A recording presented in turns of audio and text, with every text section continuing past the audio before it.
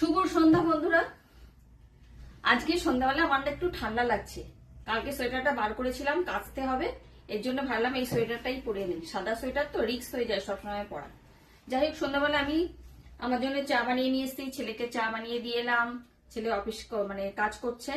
আর এই যে লিকার চাই খাই।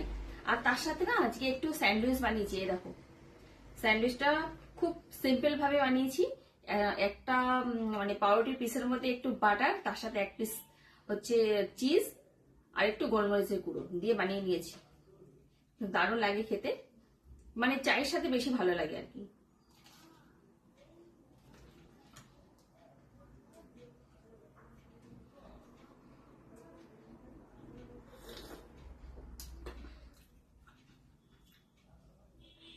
এই স্যান্ডউইচের মধ্যে পেঁয়াজ, আলু আর হচ্ছে টমেটো দেওয়া যায়, দিলে আরো ভালো লাগে, কিন্তু লিকার চা দিয়ে খাবো তো, ওর জন্য আর কিছু দিইনি। একদম সিম্পল ভাবে বানিয়েছি। তোমরা এইভাবে বানিয়ে খেতে পারো, দারুণ লাগে খেতে।